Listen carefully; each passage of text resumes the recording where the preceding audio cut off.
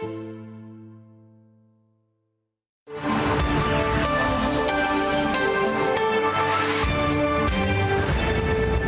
to the Washington Watch News Desk. I'm Sarah Holliday with today's top stories. The Middle East is on fire as Israel strikes with surgical precision. The Israeli Air Force has claimed air superiority over Iran's capital, with 1/3 of Iran's ballistic missile launchers reduced to rubble in just 4 days. A former IDF spokesperson said Operation Rising Lion has also crippled Iran's leadership and infrastructure. But here's the kicker. Amid this progress, Israel wants America in the fight. U.S. forces have already aided Israel by intercepting Iran's missile barrages and refueling planes and fighter jets. However, America has not participated directly in the strikes. Still, critics argue what has been done signals America's deepening involvement in an escalating regional conflict. President Donald Trump's administration has remained vague on its stance, but Trump, while still cryptic, hinted at a possible deal. Well, I hope there's going to be a deal. I think it's time for a deal, and we'll see what happens, but sometimes they have to fight it out, but we're going to see what happens. I think there's a good chance there'll be a deal. The question remains, what are America's strategic plans? This story is moving fast, so stay tuned for more updates. Turning stateside, shock and grief gripped Minnesota on Saturday. A horrific act of violence took the lives of State Democrat Representative Melissa Hortman and her husband, Mark. They were gunned down in their home by a man disguised as a police officer. Just miles away, the state's Democrat Senator John Hoffman and his wife, Yvette, were also shot, and now they're fighting for their lives in intensive care. Governor Tim Walz addressed these tragedies. This was an act of targeted political violence. Peaceful discourse is the foundation of our democracy. We don't settle our differences with violence or at gunpoint. After a days-long manhunt, the suspect, Vance Belter, was arrested. Yet, local law enforcement said while the hunt may have ended, the search for answers has not. There's a lot we don't know, but reports suggest this may go beyond a clash of red versus blue or Republican versus Democrat. Instead, the roots of this violence may lie in fierce opposition to President Trump. Police found No Kings flyers in the suspect's car, which is part of an emerging movement in protest of Trump. In fact, this No Kings movement seems to have exploded, and it's spreading like wildfire. Over the weekend, more than 2,000 protests erupted in all 50 states, U.S. territories, and over 20 countries, drawing up to 5 million people, potentially more. In Salt Lake City, a No Kings rally turned violent, leaving one person tragically shot and killed. In New York City, at least 10 were arrested. In Texas, lawmakers were forced to evacuate the capital as this movement unleashed waves of disruption. And the unrest continues. And so we're praying for all of those who lost loved ones or are affected by this violence, especially as the road to understanding and preventing further chaos remains uncertain. Now, in one final, more positive development, it's still Pride Month, but people of faith are shining their light. Los Angeles Dodgers star pitcher Clayton Kershaw stole the spotlight during the team's Pride Night.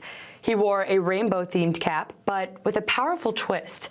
Alongside the usual Pride colors, Kershaw's hat bore the inscription of Genesis 9:12-16, which is a reference to how the rainbow is a sign of God's covenant with Noah. As a devout Christian, Kershaw may not have taken the field that night, but he did take a bold stand for faith. And those are today's headlines. I'm Sarah Holliday. Up next is Washington Watch with Tony Perkins, and we are back tomorrow with more stories that matter.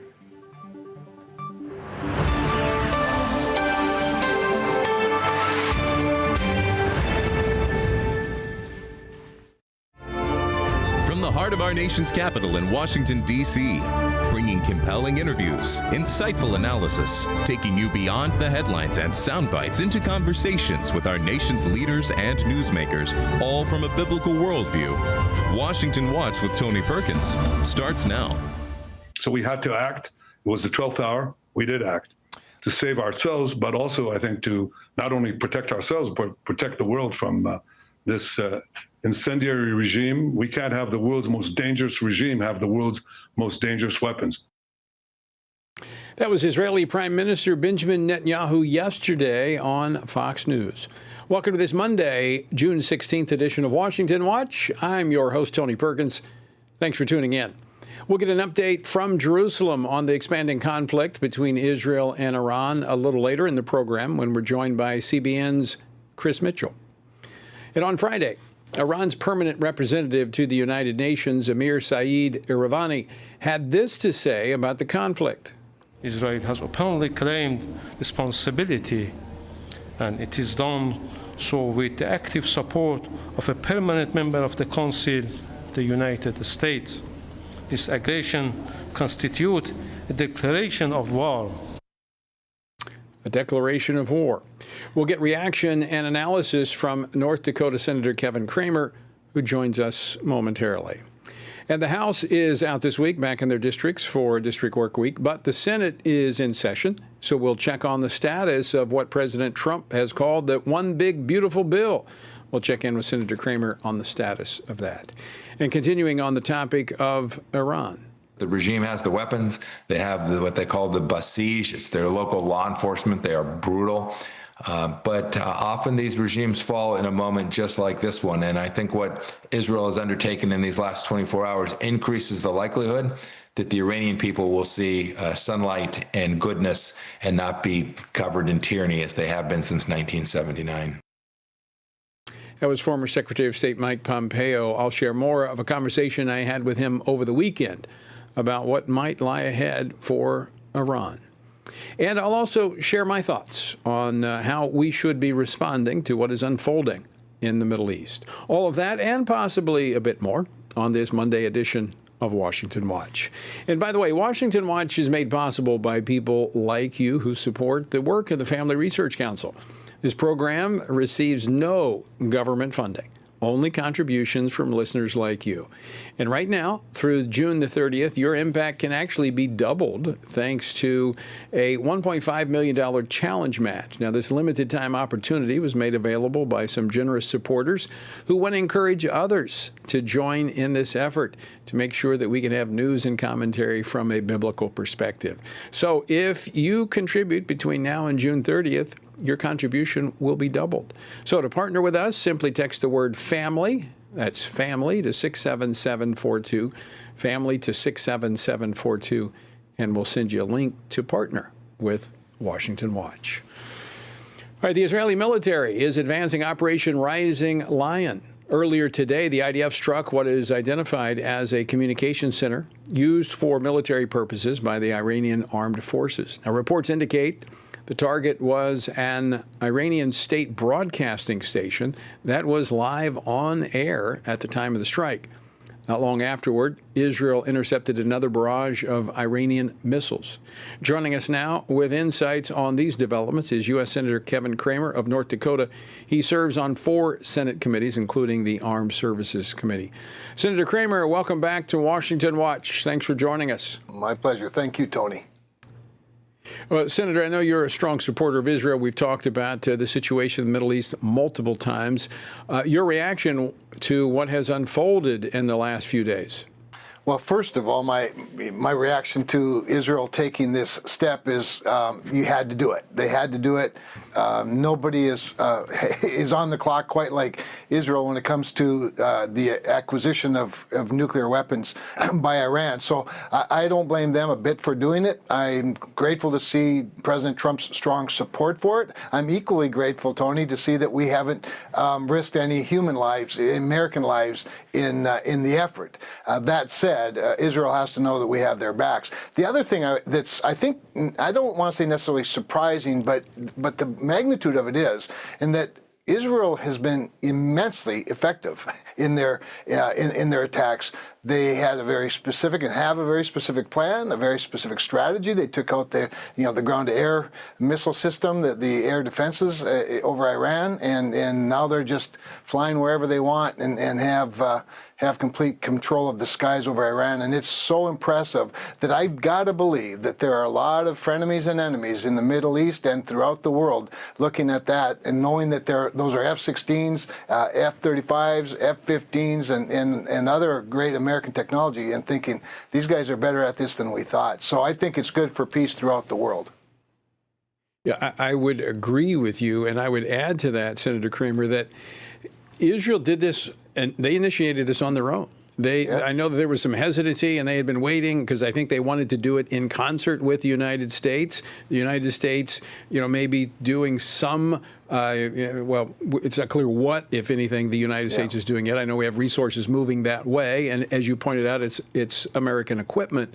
But this was the Israeli defense system, the IDF, their Air Force, that did this. And the world has to be taking note of this.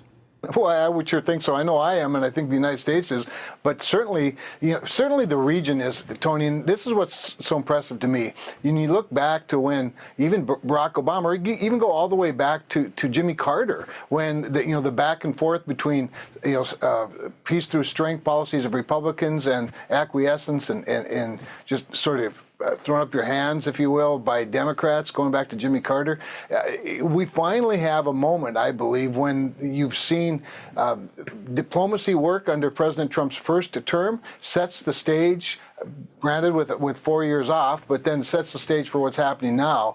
And I just think that the freedom-loving, civilized Arab world is looking at this going, yep, we want to be with these guys over here, not those guys over there. And isolating Iran this way, I think, has tremendous benefit for peace in the region. So did the Israeli military intelligence suggest that the window of opportunity was closing, and that's why they had to move now? I think that's really clear. When you had, of course, the 60-day negotiating period that Donald Trump had initiated, and that ran out. When you had the International Atomic Energy Commission Council saying, "Wait a minute, these guys are out of compliance," and this is the United Nations saying this, as you know, and then their intel, saying that they have as much as maybe 9 bombs worth of enriched uranium. They clearly couldn't wait any longer for their own good. While others were more patient, including the United States, Israel understandably had to take matters into their own hands and demonstrated that they're more than capable of doing that.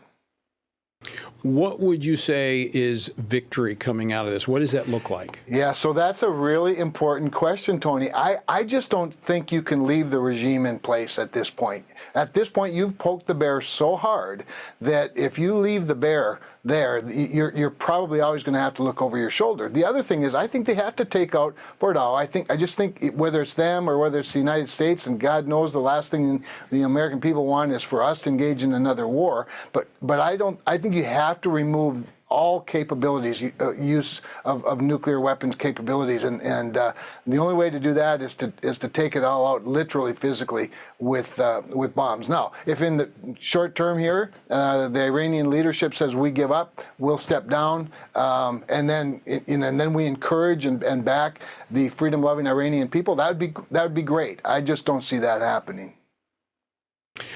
I agree with you. I don't see that happening either. President Trump saying that a deal is possible, maybe a deal to dismantle what's left of their nuclear system, but that would leave the regime in place just to fight another day.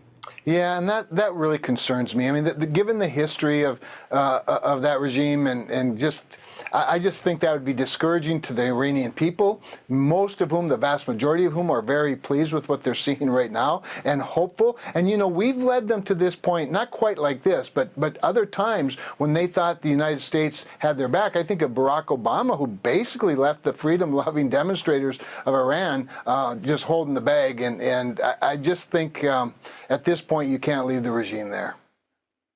One final question on this before we move to issues taking place in the Senate. I know you agree with this, that peace through strength, and given what Israel has demonstrated in the last few days, of course, we're not there to the final aspects of this yet, but I would think that this could bring peace in the Middle East by the sheer show of their strength. There's no question it's a deterrent. I mean, everybody in the region's got to be thinking, oh my goodness, let's not go up against these guys. The other thing that it does is it paves the way for the civilized Arab world to continue to come toward the values of the West. I don't expect that there's going to be, evangelism is going to, take Christian evangelism in the Arab world. However, I do think there are a lot of people in the region that are grateful to see Iran being isolated like this, and I think they're encouraged to join us and to join the Abraham Accords and other more normalized relationships is really good for the country and for the world and certainly for that region. Yeah, and for the Iranian people. I mean, we're praying for the success of Israel and for the freedom of the Iranian people that have been under the repression of this regime. Senator, I want to switch to the reconciliation bill, President Trump's one big, beautiful bill. That's now over in the Senate. The deadline that was set was the July 4th break. Are we going to make it? How's it looking? Yeah, I think it's possible, Tony. And of course, I'm eternally optimistic. But as you know, this week now, the entire the first draft, if you will, of the bill, the entire text is pretty well done. And the Democrats are looking at it. The parliamentarians are going through it. They're looking for those, birdable things that they're scrubbing it through the bird bath to make sure that it's not policy, but solely, revenue and spending. As you know, that we have these wonky rules in the Senate. So we're going through that right now. I think probably the most encouraging thing is that Republican senators have been meeting together for hours every day, apart from everybody else, and including tonight, by the way. We have a vote here in a few minutes, and then we're going to have dinner together as Republican senators for a couple of hours and go through the text and listen to particularly the tax piece of it, Tony. That's really the heart of this whole thing. In fact, if it was up to me, we would have done just the tax piece a long time ago, and it'd be law right now while we discuss other things. But that's not the route that was chosen. So we're rolling up our sleeves and working the long hours to fine-tune it.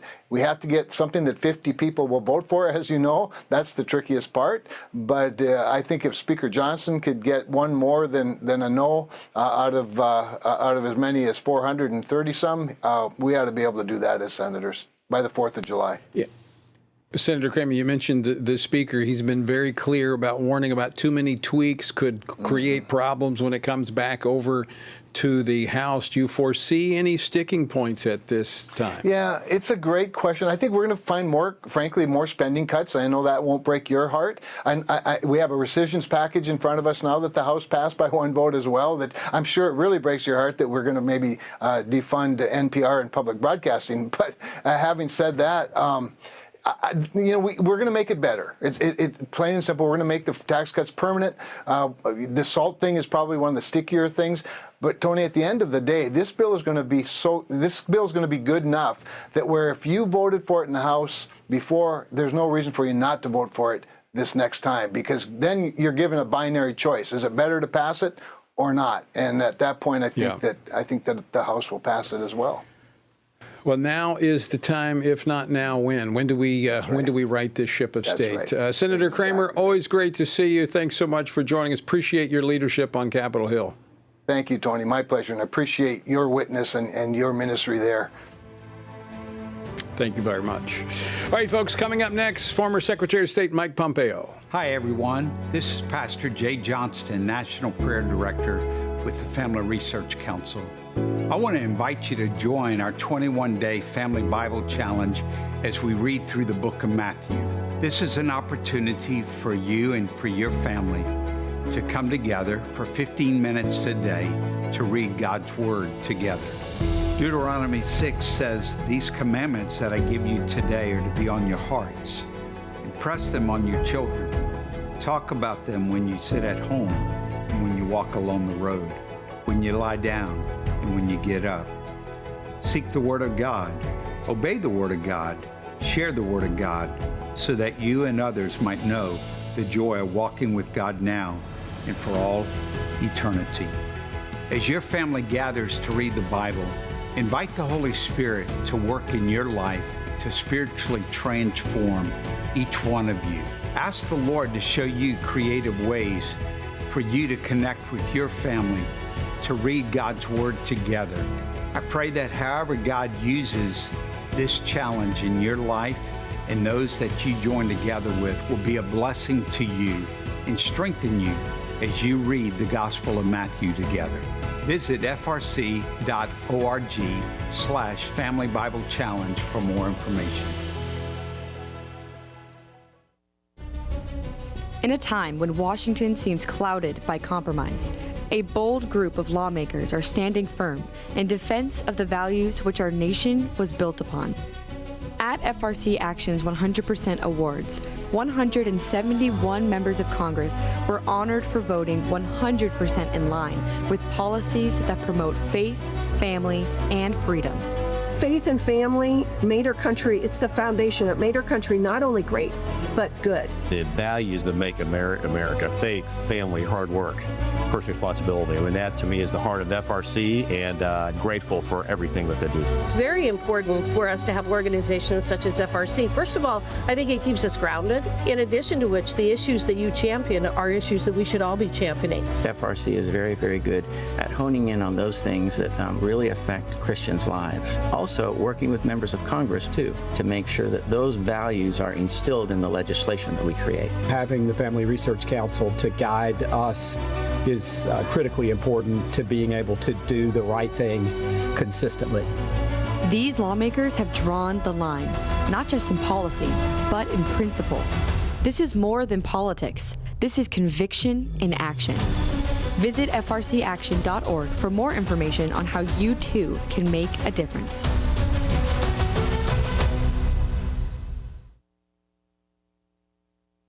Welcome back to Washington Watch. Thanks so much for joining us. Well, the morning after Israel launched Operation Rising Lion, former U.S. Secretary of State Mike Pompeo joined me for my weekend program this week on Capitol Hill.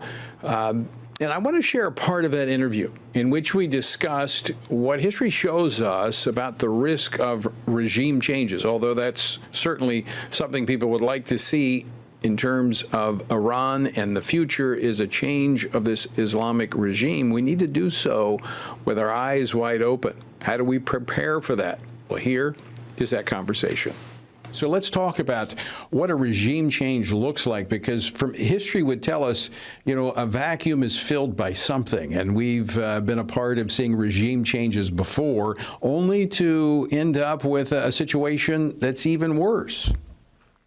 Tony, there's definitely that risk. I think you started your segment in exactly the right place with prayer. We should pray that the Iranian people are able to overthrow this regime in a way that delivers them a good outcome, that it doesn't just end up in the hands of the IRGC thugs, or it doesn't end up in the hands of someone who's even worse.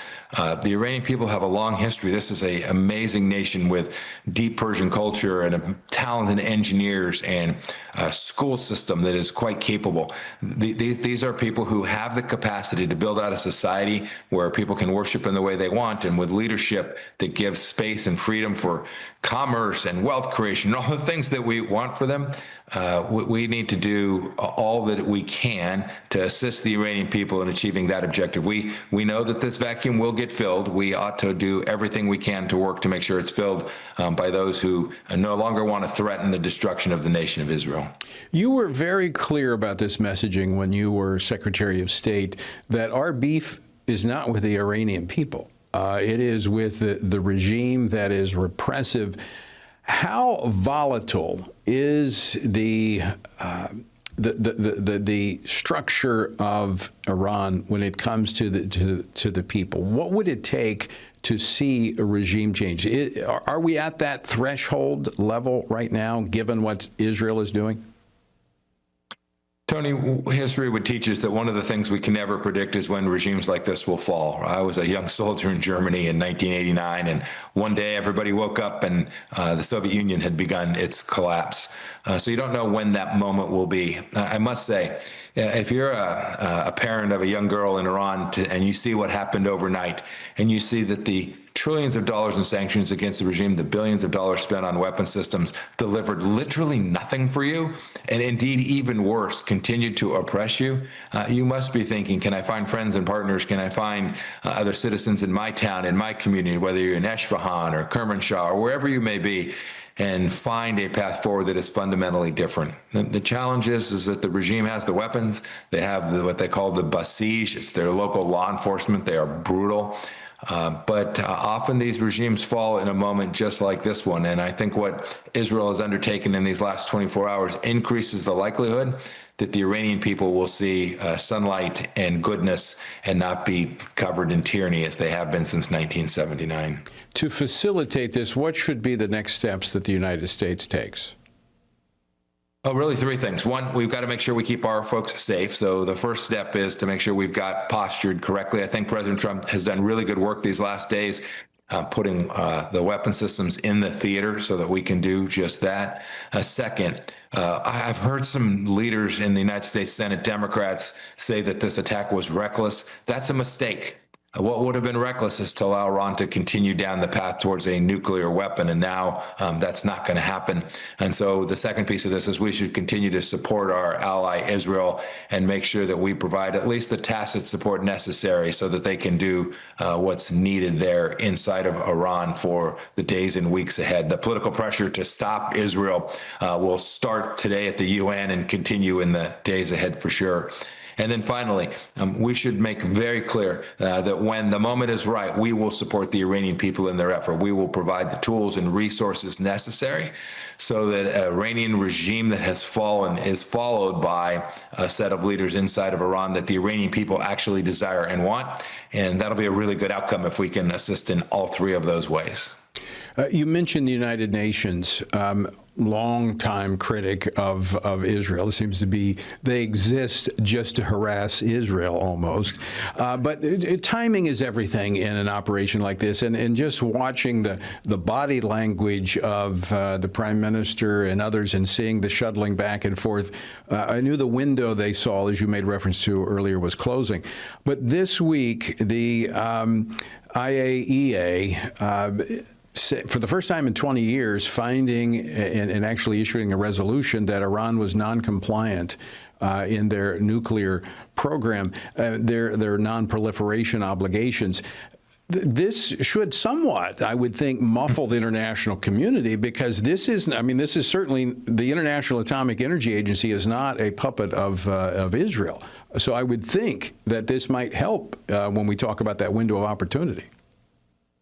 It probably does help, Tony, but make no mistake about it. The UN has become anti-Israel, indeed anti-Semitic over the last decade in ways that just simply was not before.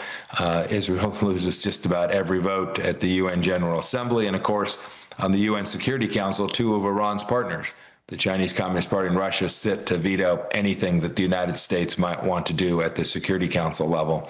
So I agree. The wording from the sanctions from the IAEA was important. They are a neutral inspection body that does really good verification work, and they came to see that Iran was not complying with its obligations under international law. That is helpful. I doubt it changes many minds at the United Nations, Tony, and it saddens me to say that, but I suspect it's true. Final question for you, Mr. Secretary. I know we're focused on Iran, we're focused on Israel. Oftentimes, though, when you get tunnel vision into one area of the world, something else might happen. Where else should we be watching right now? We've had in the last weeks conflict in Pakistan and India, still very unsettled in other parts of the Middle East as well. We shouldn't forget what's happening in Gaza today. Trying to get humanitarian assistance in there has proven incredibly difficult. And then I'll bet President Zelensky was watching last night as well. Both he and the Israelis were able to smuggle drones inside another sovereign nation and launch them with deep attacks in a clandestine way. The Russians and the Chinese are partners of Iran. Iran is clearly the loser here. And so I'm guessing that Xi Jinping is rethinking how deep a partnership to have with Iran. That is another good feature of what the Israelis have accomplished. Mike Pompeo, it's always great to talk with you, my friend. I greatly appreciate your contribution to our country, and thank you for continuing to serve and provide insight and understanding. Thank you, Tony. Bless you. Have a great day. That was part of my conversation with former U.S. Secretary of State Mike Pompeo on my weekend program this week on Capitol Hill. All right, stick with us. We'll be back with more Washington Watch after this break. The Center for Biblical Worldview's all-day workshops delves into the formation of a worldview, what it is, how it's formed, when it's formed, what that means to them personally and their churches and communities. My hope for people when they come to these worldview workshops is that they will come away better equipped to engage the people and the ideas that they're living with and around. And our goal is to give people more confidence in the gospel, in the fact that what God said to us actually is true, actually is the path to happiness and human flourishing for all of us, but also more confidence in their ability to have these conversations and help lead other people to the truth. For Bible-believing Christians to know what God's Word says on these issues and to learn how they can apply it to their lives. And we believe that the more Christians that we equip, that's how we'll change the nation. Hey fam, listen, Pastor Sammy here at Lighthouse Church, and I cannot tell you how equipping, how empowering, how incredibly educating this conference has been. And so I just want to encourage anybody that either has not been part of or is thinking about hosting this event, certainly to pastors, leaders, even CEOs for that matter. This conference is lights out. I stand behind it myself. I can't commend it enough. We're going to be talking about this for some time to come. The culture is kind of squeezing in on us as God's people, forcing those of us with biblical views to change those views or to suppress those views. It's forcing us to engage with issues that we've never had to engage with. And so what this teaches us is what those issues are, what the Bible says about those issues, and then how we can critically engage our culture on these things in a way that is committed to biblical principle. Visit frc.org/worldview for more information.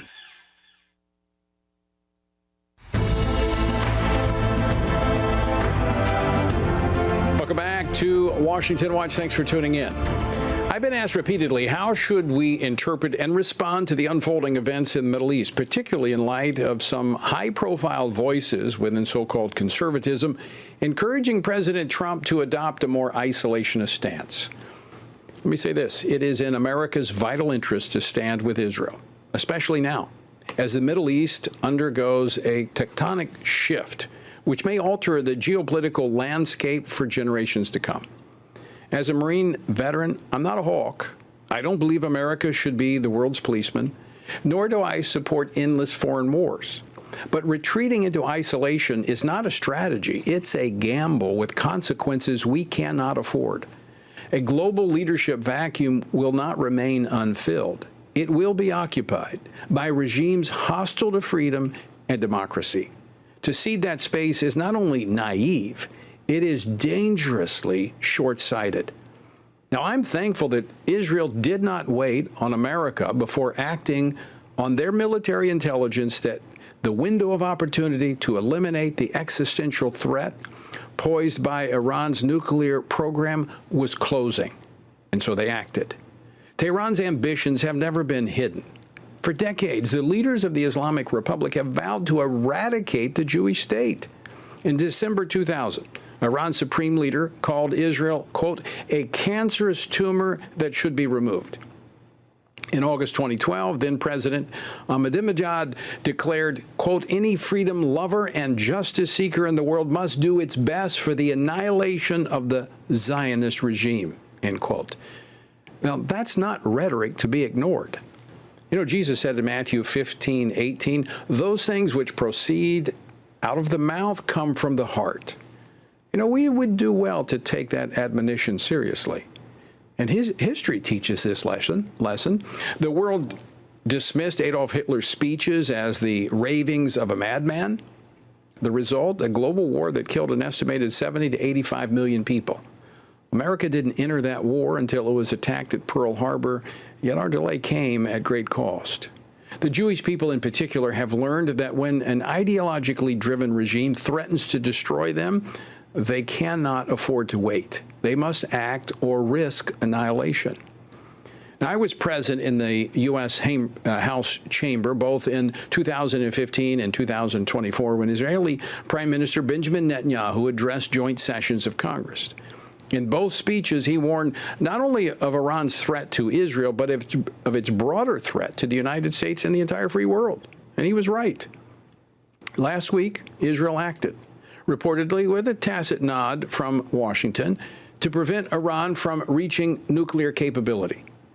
The final outcome is yet to be seen, but I am confident in Israel's ultimate success, not because of American weaponry or military aid, but because of Israel's increasing reliance on God. That is a far more dependable ally than any modern nation. Now, let's be clear. America needs Israel more than Israel needs America. By standing with Israel, we unlock the blessings of God. As God promised Abraham in Genesis 12:3, I will bless those who bless you, and I will curse him who curses you. And in you all the families of the earth shall be blessed. The prophet Joel says nations will be held to account by how they treat Israel.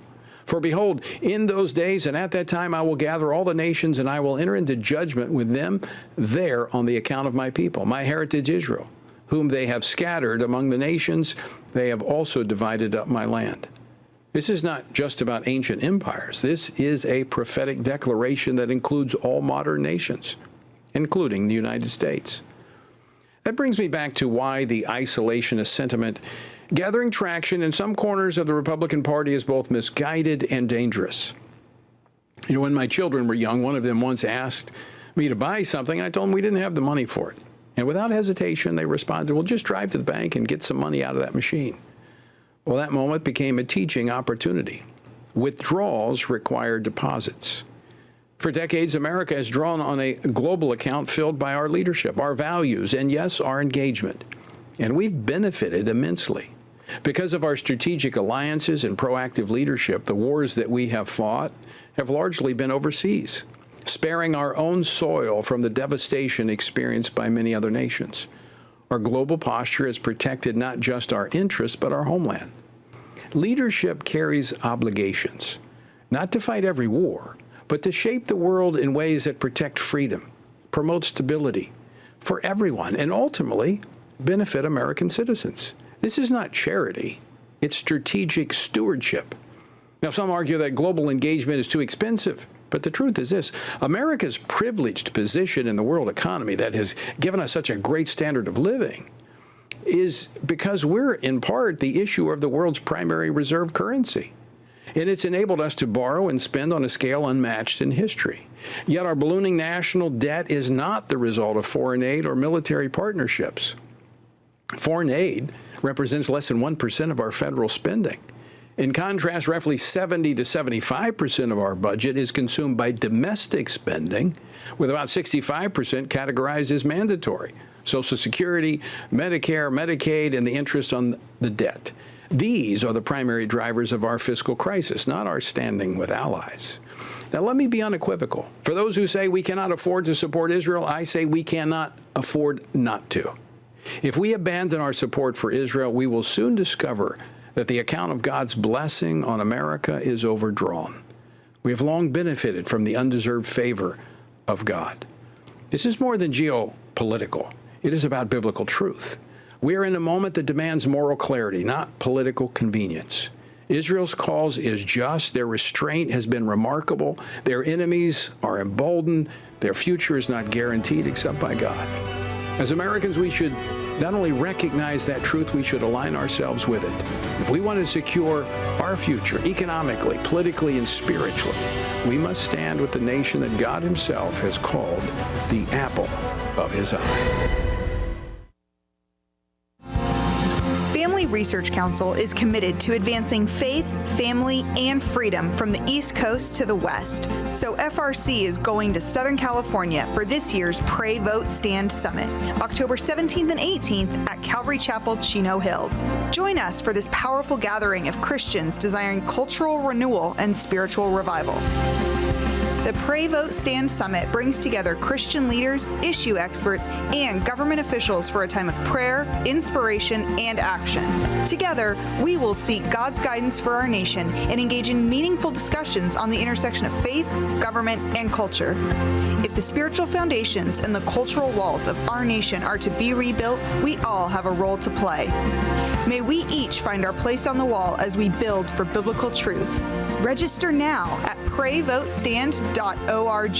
That's prayvotestand.org. Jennifer, it's so exciting to be here with you today talking about our new book, Embracing God's Design. Who is actually going to benefit from reading this book in your view?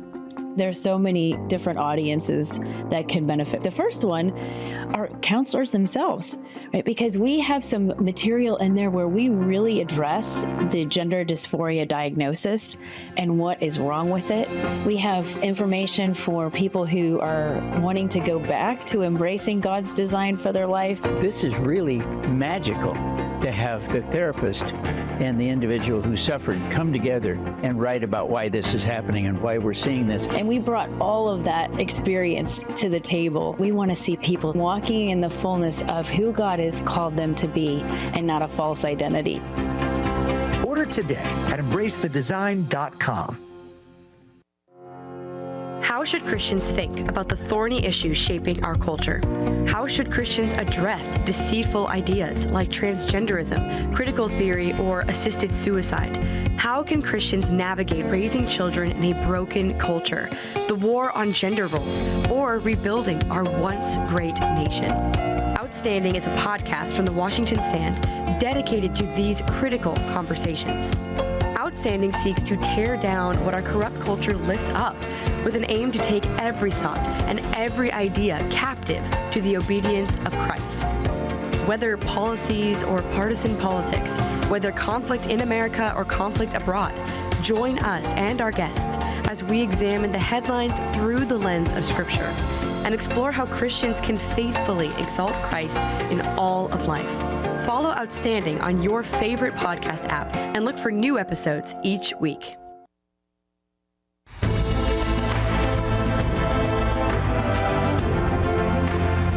Welcome back to Washington Watch. Thanks so much for joining us. The website, TonyPerkins.com. Better yet, get the Stand Firm app. Go to the App Store and get the Stand Firm app. Our word for today comes from Matthew chapters 8 and 9, where we read of 10 specific miracles Jesus performed. In Matthew 8:16, it says that when evening had come, they brought to him many who were demon-possessed, and he cast out the spirits with a word and healed all who were sick. Matthew 9:35 adds that then Jesus went about all the cities and villages, teaching, preaching the gospel of the kingdom, and healing every sickness and every disease among the people. Now, these verses confirm that Jesus performed countless miracles, but Matthew highlights 10 in these two chapters. The leper who said, "Lord, if you are willing, you can make me clean." The centurion who believed, "Only speak a word and my servant will be healed." Peter's mother-in-law, the disciples in the storm who yelled out, "Lord, save us." 2 demon-possessed men, a paralytic lowered by friends, a synagogue ruler's daughter, a woman with an issue of blood, 2 blind men, and a man who could not speak. What do they all share? Well, a real need, a measure of faith, and the undeniable power of God. Jesus still meets needs today. When faith reaches out, his power responds. To find out more about our journey through the Bible, text Bible to 67742. That's Bible to 67742. Well, Israel's Operation Rising Lion has so far proven to be a major success in its fight against Iran with the intention of eliminating their nuclear threat. Israel has eliminated multiple Iranian officials, and it has hit some of its nuclear sites, although the degree of damage to those sites is yet to be determined. Now, earlier today, the IDF even declared that it had gained air superiority over Iran. But all the while, Israel faces a continuous bombardment of Iranian missiles. So what's the situation like in Israel right now? Joining us now from Jerusalem is Chris Mitchell, the Middle East Bureau Chief at CBN News. He is currently on the ground, as I mentioned, in Israel. Chris, welcome back to Washington Watch. Thanks so much for joining us late this evening on Monday. It's great to be with you again, Tony. All right. Let's talk about the situation there. And we're in the evening. What has it transpired so far? Any missiles over Jerusalem yet tonight? Not tonight. There was last night. There was a barrage of missiles that came literally right over the Bureau where we are. You've been on our balcony before, Tony, and here in the studio, we could see some interceptions just above us, and we were filming that. Yesterday, we were actually down in Bat Yam, which is a coastal town not too far from Tel Aviv, not too far from the Mediterranean. Tragically, that would be, there would be Saturday night, there was a direct hit on an apartment building there. 9 people were killed, 3 of them children. About 200 were wounded and injured, and it damaged about 75 buildings in the vicinity. Tony, these ballistic missiles by Iran are about 1,000 pounds of explosives, and far greater than anything Hezbollah or Hamas has fired into Israel during the wars there, and they can do quite a lot of damage. And I know Prime Minister Netanyahu was down there visiting the site yesterday, and he was just making the point that Iran had a goal to continue to build maybe 20,000 ballistic missiles, and that represents not only just an existential threat to Israel, not just the nuclear program. You can see some of the damage right there in the rubble. So just an eyewitness account to share that, what it's like to one of these missiles lands. And tragically, there's been a number. I think about 24 people have died so far, almost 600 injured. And Israel has probably one of the best anti-missile defenses in the world, and yet it's not 100% proof. So Israelis are still under threat. And but I would say, Tony, resilient, resolute. I think, if anything, these attacks are keeping Israelis united and unified in their attempt to make sure that Iran is finally defeated, and they'll just continue, I think, until the job is done. Speaking of that, Chris, I want to play a clip from Israel's president, Isaac Herzog, who was at the location you were talking about and made this statement earlier today. Clip number 7, please. I have news for the Iranian regime. You think you're going to tire us or make us fatigue? You're absolutely wrong. We're a very strong, resilient nation with very strong capabilities in all fields. I think you're feeling it out there in Iran. That is shared on the ground? Oh, totally. I would agree with that 100%. In fact, I'll give you an example of what it was like on the ground there yesterday.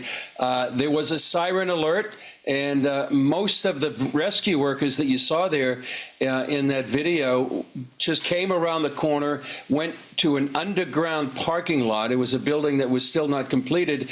That served as a bomb shelter while we were there. So we were there with maybe a couple of hundred rescue workers, media, and local residents. And some people started singing Am Israel High, which means in English, the people of Israel live. So I think, if anything, this has brought the people of Israel together, more resolute that they're going to stand against Iran and its attempt to destroy the state of Israel and the Jewish people. Chris, over the weekend, I was speaking to a couple of Israeli officials who had called, just kind of checking in, and they're in Judea and Samaria, but there were reports that some of the sirens did not go off, alerting some of the people. Was that the case, or were people just kind of so accustomed to the sirens they were not seeking shelter? No, I think there were a couple of instances where the sirens did not go off, unfortunately and tragically, but they have a pretty good air defense system and then home command that really notifies people what to do and when to do it. There is actually an alert that comes on your phone that gives you about 10 minutes to prepare, and then you get another alert, and then you finally get about a siren, gives you 90 seconds to get into a shelter, and they tell people to stay in the shelter until they get the all clear. So unfortunately, there's a few instances where the sirens didn't go off, but for the most part, it works quite well. Chris, I want to play another clip. This is of the Prime Minister, Benjamin Netanyahu, earlier today in an interview that aired on ABC. Play clip number 8. They want to continue to have these fake talks in which they lie, they cheat, they string the U.S. along, and we have very solid intel on that. But of course, they want to keep on building their nuclear weapons and building their mass ballistic missile arsenal, which they're firing at our people. They want to continue to create the 2 existential threats against Israel while they're talking. That's not going to happen. Chris, I read in there the urgency that we've seen over the last couple of months with Israeli officials coming to Washington, D.C. to meet with the Trump administration, trying to get kind of a green light to move during this window of opportunity to take out Iran's nuclear facilities. Yeah, I think so. I think right now, I think the urgency, Tony, is to make sure that they finish the work and the job that they've done. What they've done in the days is just an extraordinary military achievement. This is an operation that's been 20 years in the planning. I think Netanyahu said, the elimination of most of the IRGC and the Iranian army commanders in the Air Force is the beeper operation against Hezbollah on steroids. So I think there's a sense that Israel needs to complete its job and finish the job. I talked to an Iranian-born expert earlier this evening, and she was just saying, it's very important that Israel can finish this, and could. A lot of people are hoping, praying, and thinking it might actually happen if there's enough opposition that rises up within Iran, that this could be the end of the Iranian regime. But I think it's important that Israel continue its effort to eliminate most, if not all, of what they can of the nuclear program and the infrastructure of the regime itself. So let me be very clear. Let me ask you that question. What does finishing the job look like? Well, I think it means that Iran's nuclear facilities are eliminated as a threat to Israel. And I think that what that means, in particular, it means Fordo, which is the main enrichment facility of Iran that is buried deep underground, under a mountain. And I know that the key about that is that it could resume enrichment of military-grade uranium very fast. And that could complete, perhaps, the nuclear cycle where they would have enriched uranium to military grade, trying to put that in a device and then put that on a ballistic missile. So I think many people are pointing to Fordo as a very key element in this battle, and the key about that is the fact that it might need, that bunker-busting bomb, maybe that 30,000-pound bomb that really the U.S. has in its arsenal. So that's one of the keys, and I think just eliminating as well the ballistic missiles. I know regime change isn't the stated goal, perhaps, but indirectly, there's certainly Netanyahu and other Israeli officials know that could be the consequence. We also interviewed former Israeli Prime Minister Naftali Bennett yesterday, and he was calling on the Iranian people to rise up and take over this regime. The key, Tony, the people have risen up a number of times. 2009 called the Green Revolution, 2022 and 23 when, Masha Amini was killed by the Iranian police. There were protests all over the country. The point was at that time that the regime had the wherewithal to suppress that brutally. Now the ability of the country, of the regime, to suppress any protest is greatly reduced.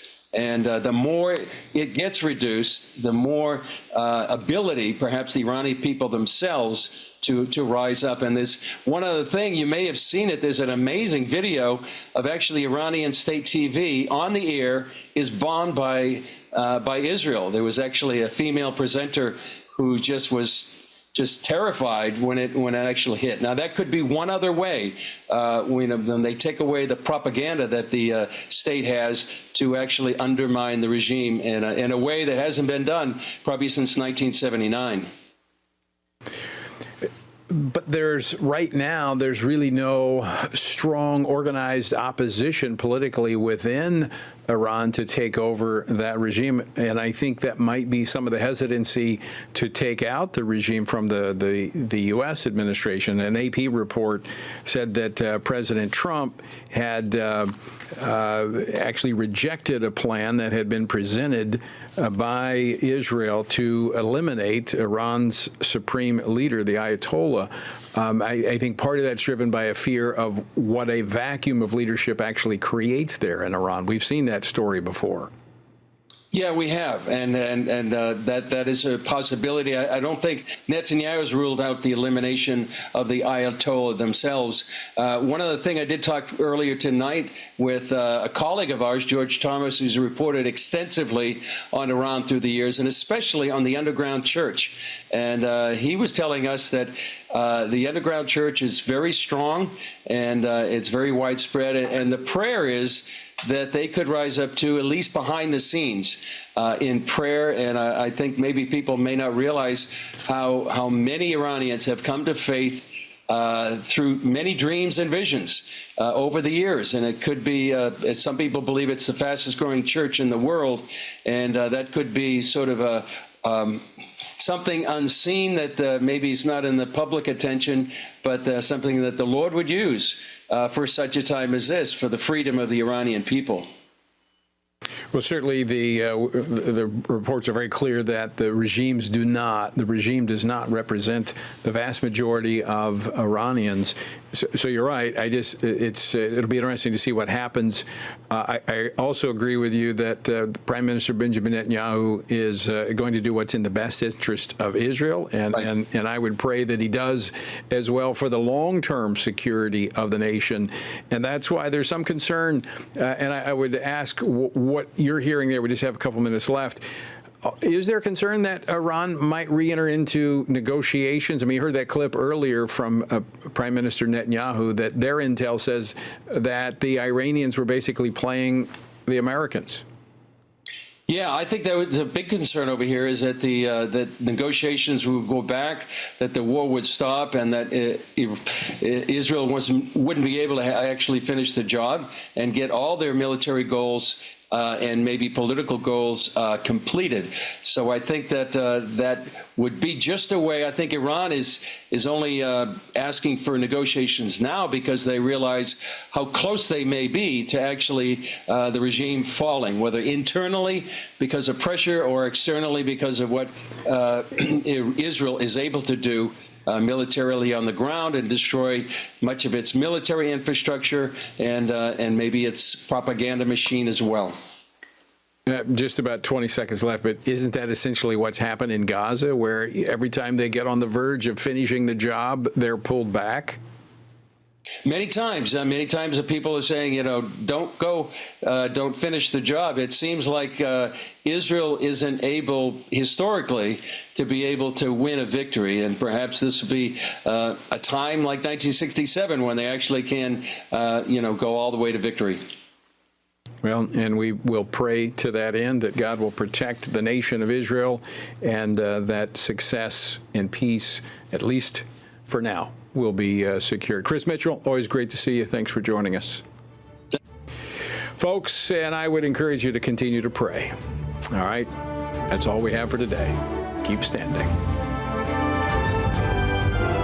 Washington Watch with Tony Perkins is brought to you by Family Research Council and is entirely listener-supported. Portions of the show discussing candidates are brought to you by Family Research Council Action. For more information on anything you heard today, or to find out how you can partner with us in our ongoing efforts to promote faith, family, and freedom, visit TonyPerkins.com.